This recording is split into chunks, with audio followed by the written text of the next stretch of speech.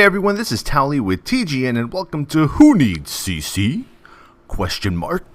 We are at episode 7, Stonecore. Oh my god, if I could just tell you how much trouble pugs were having with this instance when Cataclysm launched. I even had a little bit of trouble myself.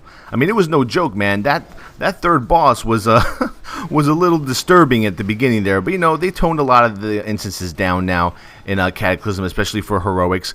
But here I am, present, eye level like 374, decked out, got a new weapon from Bethelak and Firelands, and I'm just looking to get on the damage meters, baby. That's all I'm doing. I got a really good group this time. I cannot begin to tell you how happy I am that I got an actual good pug. The healer was great. The DPS was good. I actually finished this in record time. I finished this Stonecore in about 19 minutes.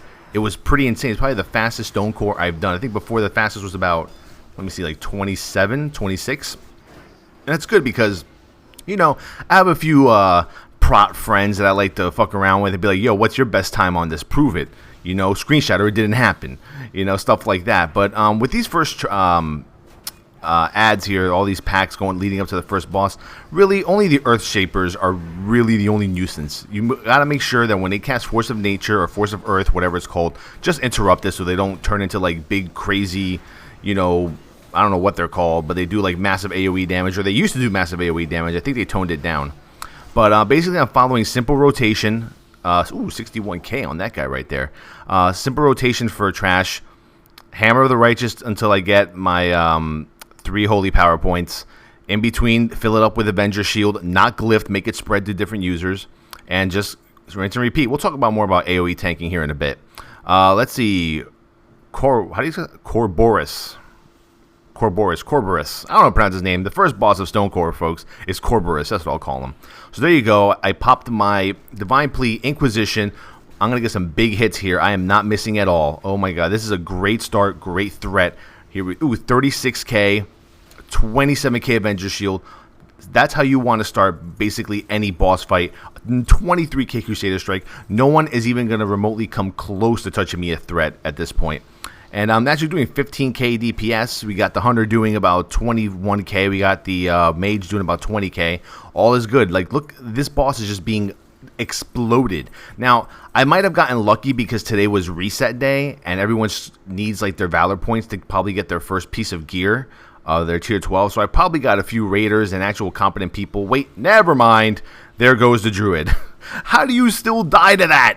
I don't understand. How do people still die to that? Get out of the way. I'm just there freaking clicking on top of the nameplates and grabbing them all. Like, it just disheartens me when I see this. Oh, God. But we easily take this guy down. Now, with AoE tanking, folks, especially Prot Paladin AoE tanking, you always want to make sure that you have your Inquisition up. You want to keep Inquisition at least, you know, you got to have it up 100% uptime when you're tanking the trash. So before you pull from one pack to the other, you want to make sure you have 3 holy power points to pop that Inquisition so you have 12 seconds of 30% more holy damage. Now, the way I usually do is I like to sometimes just run in there and just Hammer of the Righteous, and as long as I can get my 3 holy power points and pop Inquisition, I am set on threat, guaranteed. Unless I'm doing, you know, trash with Huge Japan and Firelands, you know, those guys, they just go ballistic. They don't care about threat. Half the time the Death Knight's tanking, you got a Fury Warrior tanking, Mage is tanking, Boomkin's tanking. Sigh. And I really don't even have that much hit. I only have about like, I don't know, like 1.68% hit in this heroic instance right now. And yes, that's right, people. If you do jump, you can avoid the quake damage. Stonecore 101. People still don't know that. But you know what? It's easy to educate. So what you want to do is you want to make sure you hit your hammer. Hammer of the Righteous is your priority when you are AoE tanking.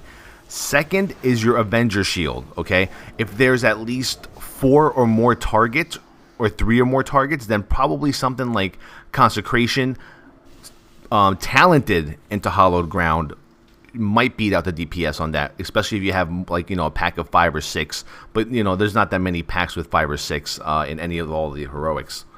But in general, my personal rotation is just Hammer of the Righteous, fill it in with Avenger Shield, Hammer of the Righteous, Holy Wrath, Hammer of the Righteous, You know, if I get a Grand Crusader proc, you got to hit your Grand Crusader proc every time, folks. You have to hit your Grand Crusader proc every time. If you miss it, it is just a huge loss in DPS. And then Consecration would probably be your last resort. I'm not spec'd into Hallowed Ground, therefore I don't really put Consecration as like any type of priority for me. I would rather wait for another hammer instead of hit Consecration and basically go borderline Now that we have Holy Shield, it's really much easier to tank most heroics, because you can use Holy Shield basically for each pack of ads, almost. You can go from one pack to the other, have Holy Shield up, and then there's your, 20% more damage mitigation whenever you block. And here we go, this boss right here, he'll never drop the goddamn mount for me, I swear. So here we go, single target tanking. I'm going to go ahead and I'm going to set up, I'm going to set myself up. I got my Divine Plea ready to go. So we're going to pop Divine Plea, Inquisition, pop Wings with a Golem's Blood Potion, Avenger Shield at the start. I missed Crusader Strike, Avenger Shield, quick 2 Holy Power Points, Crusader Strike, 26k Crusader Strike. Come on, hit him with it. Bam, 49, 50k Shield of the Righteous, another 24k Crusader Strike. So that right there is just amazing burst threat. By pulling the boss, and I explained this in my tutorial on boss pulling. Oh, did I get hit right there? I think I did get hit. I might have just gotten out of the way. Whatever. I don't die. I have like 221k HP. I can stand in whatever I want. I know, right? That's such an arrogant thing to say to me, but well, that's just me. What can I say? So this guy just falls like he gets dropped like a bat. Look at him. 21k Seal of Truth. Wow. Crystal Storm, you want to make sure you always stand behind the rocks. Even with high item level gear, you might get really low on HP if you let every single crystal hit you. Unless they nerfed it and I just don't know about it.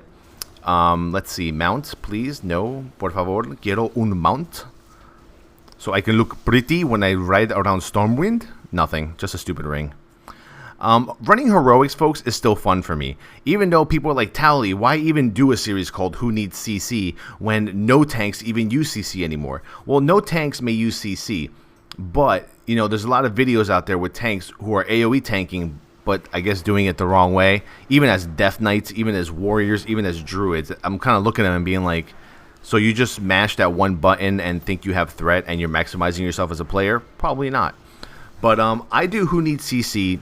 It was first started just to, show people that, what, I have, basically 346, 359, and I can basically, tank everything heroic-wise. And I was basically tanking a lot of the heroics before I even got any epics, and, Cataclysm just came out. But, CC nowadays, you don't need it. You could use it on certain mobs. I've even been in some situations where I'm on my Boomkin, or, I'm doing DPS on my Death Knight in a dungeon just to get some Valor and just to get some Justice points. And it's like, I look at it, and people are still asking for CC. It's amazing. People are still like, all right, I'm going to need a Sheep on Star and a Fear on Circle over here. That could be possible. All right, I'm going to go ahead and I'm going to take Skull. And then most of the time, no matter what happens, people always break CC. It just happens. People just start attacking the shit out of like the Star or the Circle, and then Pandemonium breaks out. Healers leave. I don't even know why in some dungeons nowadays healers still leave at the beginning of the dungeon. Why are you gonna leave? I doubt there's a tank that's that terribly geared. Like this group right here, I actually ran with them for about like 4 dungeons worth today, so I can get the rest of the Valor points I need for my tier 12 legs for tanking. And it was amazing because this was like a really great group, and every single Who Needs CC I've had a complaint about somebody. I really have no complaints about anyone in this group. Well, maybe the Feral Druid who keeps dying to everything. That could possibly be something that needs to be fixed for him in the future. I'm pretty sure he almost died on every boss. He dies on the first. Did he die on the second one? I didn't really notice. I'm pretty sure he dies on the third. Now this third boss coming up here, oh my god, this guy is a trip. People used to bitch and whine about him on the tank forums on World of Warcraft. I used to be like, what's so hard? You tank him, you move out of the frontal shockwave ground stomp thing he does, and then you just run away from the paralyze as far as you can. I personally don't even move him from one spot. I just run away from the paralyze, run him back really quick, turn him to the right or turn him to the left when he's doing the I forgot what he's the emote that he says. but it's pretty easy. You'll see coming up here. Now, I mean, some of these dungeons are just pretty simple for me, but at the same time, there are still other players starting out in Cataclysm and World of Warcraft that, you know, they still need tutorials on how to tank and what certain boss abilities do and what to look for in trash, how to handle trash. Now, I mean, I've been doing heroics since, you know, heroics were made available, and I am a heroic fanatic.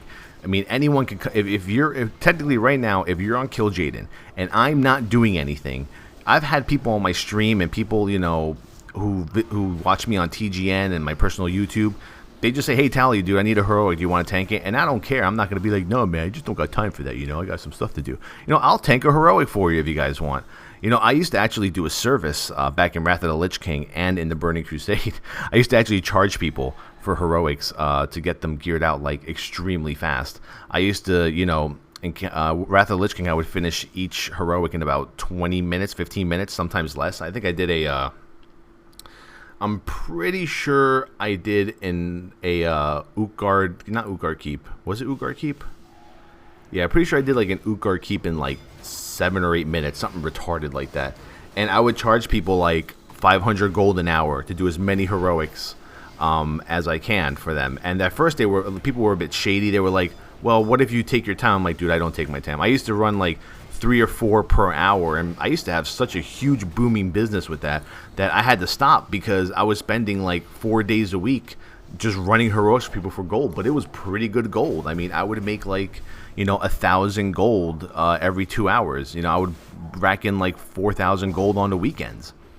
I hate these guys. They fucking heroic leap from. Imagine if warriors were able to heroic leap like 3 times in a row from some talent or glyph.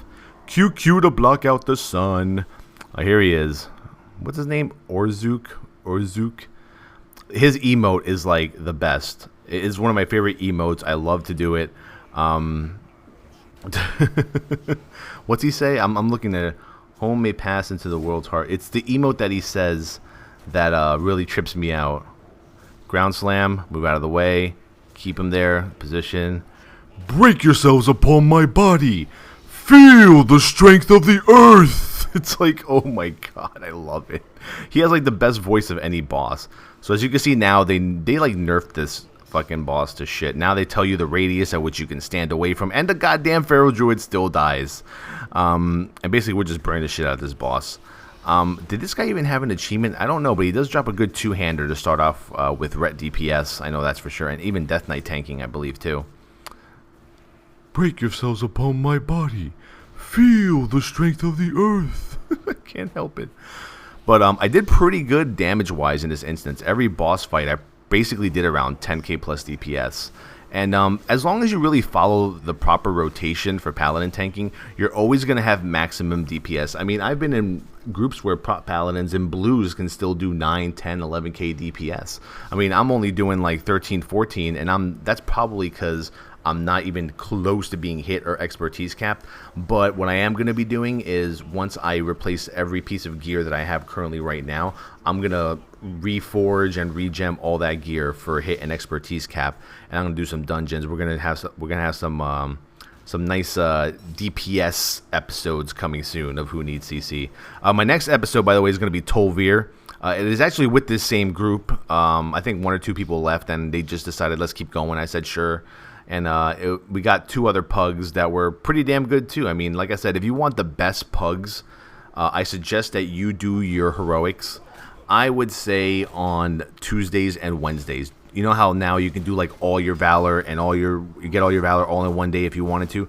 Do that on Tuesdays. You will get the best healers, the, like, nicest DPS, and you will probably get a legit tank, like me, like these guys got. I mean, I got some really good compliments from these guys. They were like, oh man, this is the best tank I've ever had. You know, stuff like that. Yeah, it does feed my ego, but you know what? It kind of, makes me feel good inside, knowing that I'm doing my job the best that I can, that I know how to play my class, and I know how to, maximize my DPS and, minimize my damage taken.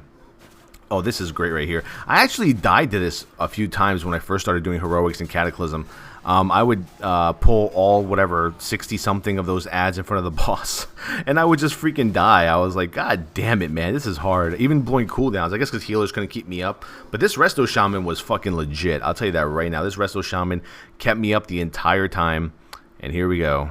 Oh yeah, I'm looking at him like, be prepared to get dwarfism, baby. Dwarfgasm incoming now. I think I just missed with that shield. No, I hit a whole bunch of people. Consecration, hammer, hammer, hammer, hammer, hammer, hammer. They're all dead. Did we get the achievement? Was that 10 seconds? That was under 10 seconds. I forgot what the achievement is. I think you're supposed to pull her in under 10 seconds while killing those ads. Now, this boss, pretty simple. What she does is she'll do a force grip, which I didn't interrupt here at the beginning. I was hoping maybe the druid would interrupt it, but, you know, what can I say?